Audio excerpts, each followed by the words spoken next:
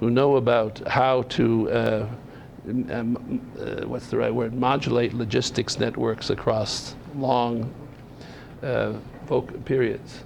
Because it is these kind of skills which are making the champions of the world better champions, and it's these kind of skills which will be important for diplomacy and public affairs in the future.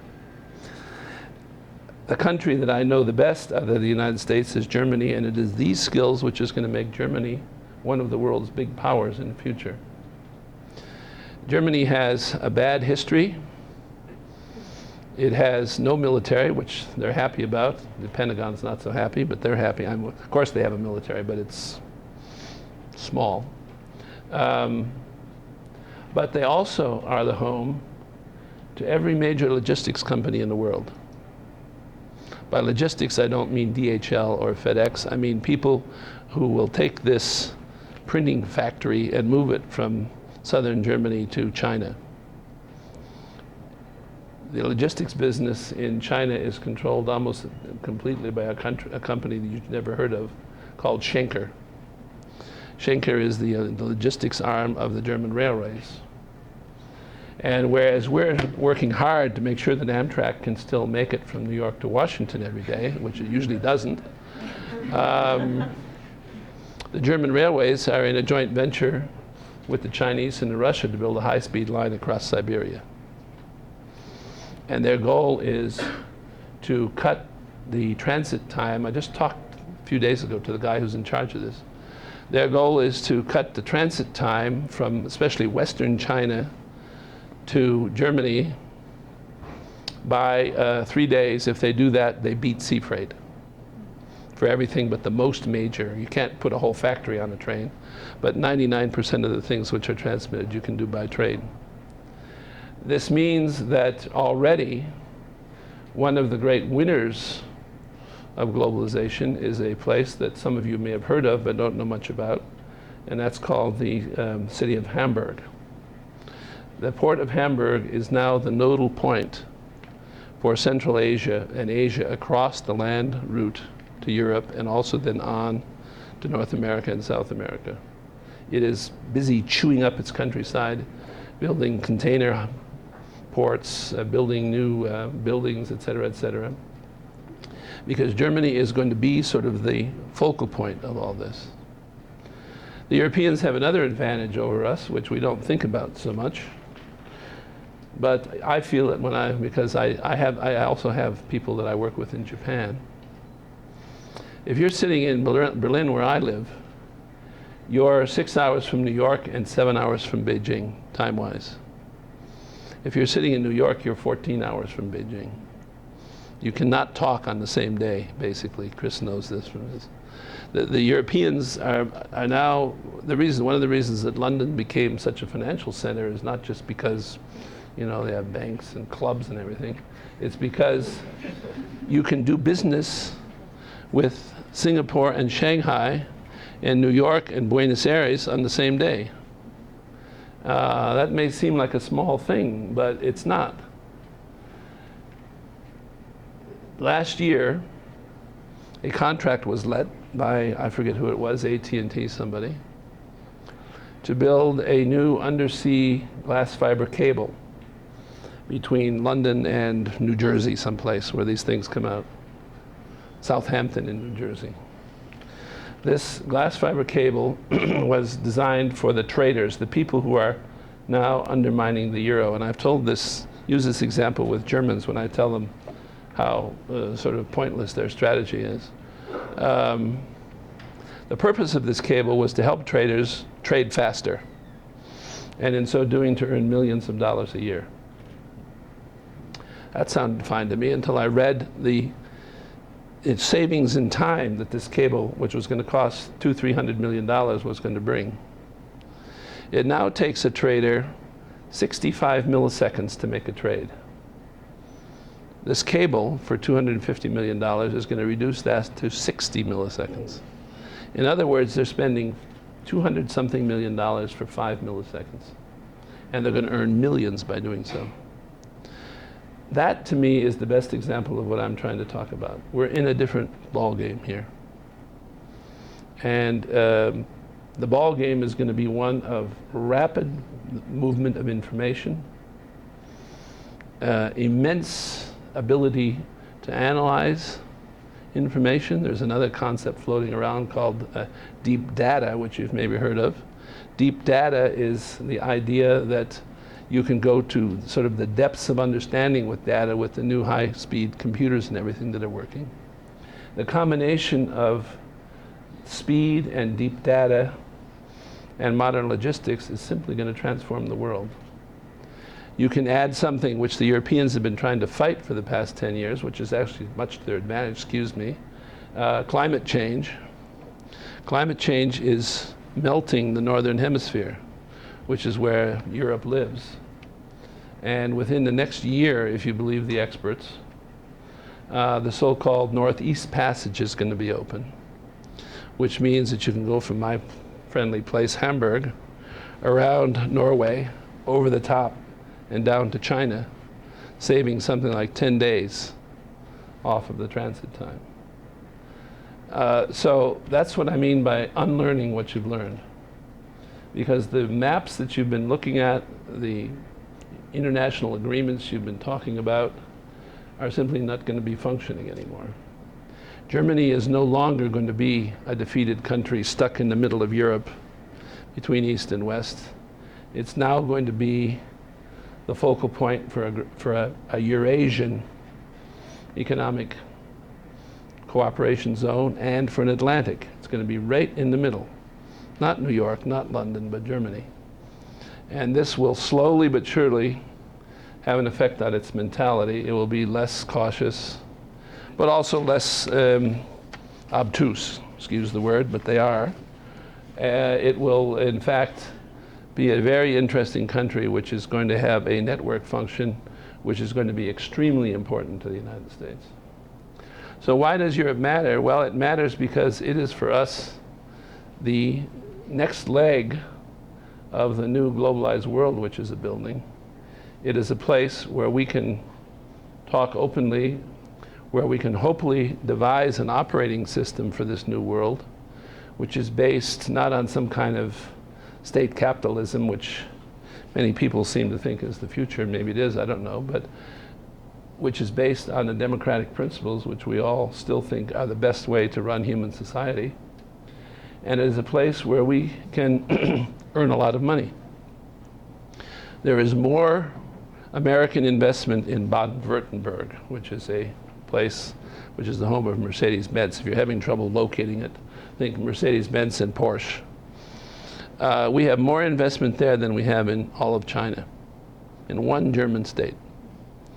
The economic and cultural ties, the intellectual ties are unbelievable. And so I wouldn't take too seriously the fact that you don't read too many things about Europe in the American press right now, because we're going through a major shift of eras.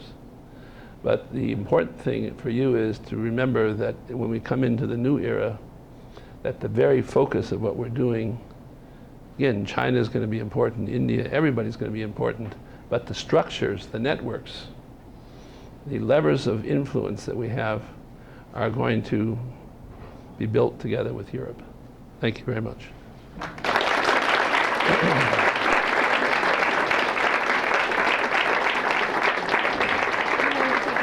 Sure, of course. Yeah, sure. Either way. Whichever. Does anybody want to start with a question?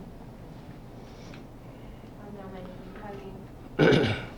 Thank you, Ambassador, for very interesting remarks. Just a couple of observations about your remarks, and maybe you can comment on one or two of them. One issue that you raised earlier in your talk was about the separation that's emerging between policymakers working for states and private actors. And in the U.S., of course, that distinction is not as sharply drawn as I think many of us would like, particularly when we look at the revolving door between regulators and those that they regulate. I don't study the European context, but I'm imagining that those distinctions may be less starkly drawn in Europe when we look at European finance ministers and those that they regulate. So that was one issue I was thinking about during Good question.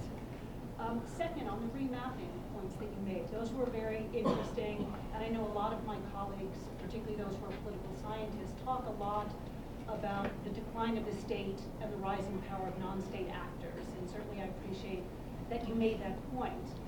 But I can't help but think about the rise of states in the developing world as new sources of power. And I know towards the end of your remarks, you alluded to that. But when I think about the concentration of sovereign wealth fund assets, foreign exchange reserve assets, in a lot of rapidly growing developing countries, in those very countries where states are extremely powerful and not likely to really cede their authority to private actors, I wonder whether we're not really looking at a world in which states in the US, Europe are declining, but we have countries which have a great economic might and also highly muscular states in the developing world, and of course some of them are now part of the G20. Last issue that you raised, which I also thought was very interesting, was this vision of a kind of hyper-globalized, hyper-networked world and what that might mean for our students. When you were describing that world, I couldn't help but think about what it would take for the U.S. to really play a role in that world that's much greater than it is right now. Your example of Amtrak and the other failures in the U.S. I think is really illustrative of that. If the U.S. is really going to emerge as a kind of center of logistics and insert itself in the kind of network that you're talking about, that requires the mobilization and the allocation of resources by the state in the U.S. And notwithstanding the president's speech the other night, it's not a very popular idea right now in the U.S. And so it may be the case that political discourse, views about the state in the U.S. make it a lot harder right now to imagine how the U.S. could move from where it is now as a country that could insert itself more productively in the kind of networks you're talking about. So thanks, you certainly gave me a lot to think about, and feel free if any of those observations are of interest to comment. Well, those are all very good points, and because they illustrate also a point that I made, and this is not going to be a simple or a clean task. There's a good article in The Economist this week about state capitalism, which they say is sort of the flavor of the month, etc. But The Economist, even they come to the conclusion at the end that states can't keep up with this. And that state capitalism is a phase which is going to, I think actually for some countries, it's a very good thing right now. But the power of what's going on, and this is, I think, the difference between what you were talking about and what I was talking about is, what you raised are all very important issues, but they're separate from what I'm talking about. What I'm talking about, for example, the revolving door, well, of course that's a big problem in America. But a bigger problem is that regulators don't know what to regulate anymore. It's not a question of whether regulators come from Wall Street and then go back and try and help them sell bonds or whatever. It's that nobody knows now what the issues for regulation are. And Germany has, for example, and I work with them, I am pleased to say I got a contract from them. They have done something which is actually very innovative, but it, in its function, shows how difficult these issues are. They have something called the Federal Network Agency. And rather than having about 27 different regulators the way we have, they have one. And it regulates railroads, electricity, telecommunications, oil pipelines, water, whatever you put into a network, they regulate it. And the job that they have is, needless to say, overwhelming, and some people say too overwhelming. But what has enabled them to do is to see how these networks play in with each other and against each other. And it has enabled them to make some priorities of what kind of networks how they want to either help or maybe not help some networks. So the issue for regulation in the future, I think, is not going to be whether we have the questionable practices that we have, but whether people can even keep up with regulation. And the prime example is the economic crisis of 2007, 2008. Had there been not more regulation, but rather, shall we say, a cultural sense, a sense of values in these international financial markets which were developing so rapidly, maybe it wouldn't have been so bad. I don't know. I don't want to be too naive about this. But these people who were literally calling up widows and orphans who they knew could hardly make their food payments each month and telling them to buy a $400,000 house, because they could sell it in 2 months and make $1 million, that was immoral. And but there hasn't been, at the moment, these networks grew up so fast. And Alan Greenspan, you remember, said, we don't have to worry about regulating these networks because they're going to be so big and so deep and so all-encompassing that they will regulate themselves. And he has now said he was wrong. He understands he was wrong, that the fact is exactly the opposite. The networks are so big and so all-encompassing that nobody is safe anymore. Something that happens in a stock trading office in New York is multiplied across the world faster than you can think. That's my example of the 6 milliseconds. So these are all issues, but some states are going to be taking a bigger role. But the fact is that the ultimate implications of these developments are going to probably push aside state capitalism also. You spoke about responding to foreign policy not on a just situational basis. Can you talk about the feeling in Europe about expanding NATO? I know some people here talking about expansion into Ukraine, into Georgia. The contrarians say that the point of NATO is now to expand NATO. And sort of the resurgent power of Russia using natural resources to influence politics in mainland Europe as it concerns the expansion of NATO? Well, I'm a big believer in NATO. I more or less thought up the expansion strategy 20 years ago. But I don't believe NATO should be expanded forever. And we made lots of mistakes in the 90s on that regard, and some of them are now coming home to roost. But the biggest mistake was not made in the 90s. It was made at the end of the Bush administration in trying to push rapid expansion to Ukraine and Georgia. And in so doing, we actually did those two countries, which are very important countries which we should be very close to. We did them a disservice because we put them into conflict with Russia, the one place that they didn't want to be in conflict with. So NATO is a wonderful organization. I spent years of my life working there. And it's going to continue to be a wonderful organization because it does exactly what I was arguing we needed. It brings to global security policy the values of the West. And it is the only organization on the planet, and this is not a role they like to have, but they happen to have it, which can mount serious multinational military operations. The United Nations can do it sometimes, but you have to stretch pretty far to call them serious, what they do. But they're also blocked by the Security Council and the Chinese and everything.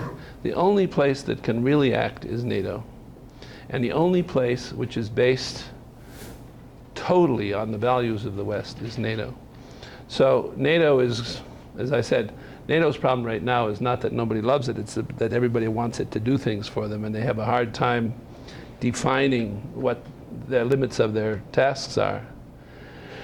At the moment, I don't think enlargement of NATO is in the cards, with one exception. A country that Chris knows very well, Macedonia, the former Yugoslav Republic of Macedonia, if you please. They should be in NATO. And I don't know why, this is now probably an inadmissible editorial comment on my part, but I don't know why the EU, when the Greeks had their hands out, didn't say, we'll give you something if you let Macedonia into NATO and reunite Cyprus. That should have been the first thing that they did. And if they said no, they should have said, okay, go to somewhere else for your money. But they didn't do it. But Macedonia should be part of NATO. Georgia should probably never be part of NATO. Why? Not because it's a nice country. I was just there last week, so but because it is to Russia as Cuba is to the United States. And you saw what Cuba got out of being Cuba. Nothing. And Georgia should not want itself to be a Russian Cuba, or a Cuba to Russia. But that's what certain people in the Bush administration tried to make out of it, and it was a big mistake. Ukraine is a different story. It's a country of 50 million people, largest country besides Russia in Europe, land-wise. Unbelievably complex history with Russia. I actually think that someday Ukraine ought to be part of NATO, but only after it clears up its own internal situation, which is a 20-year process. The real task now is to bring it closer to the European Union, but the Ukrainians themselves are messing that up. So I'm a little bit down on Ukraine right now. But NATO is not there just to expand. And all the Russian stuff you hear about how NATO is a threat to Russia and everything is also not true. What NATO is in fact the global democratic military force. And when I say global, I don't mean it's going to be involved in Indonesia or wherever or something. But it projects a global sense about what military engagement for peace ought to be. And we had this, thinking of the right word here, this somewhat unusual engagement in Libya, which probably was not the right thing to do. If you're taking it from a pure political, diplomatic standpoint, it was probably not the right thing to do. And the administration for a long time didn't want to do it. But in the end, you know, it probably serves some good purpose. And it was again an example of how the principles that NATO was built on can sometimes help.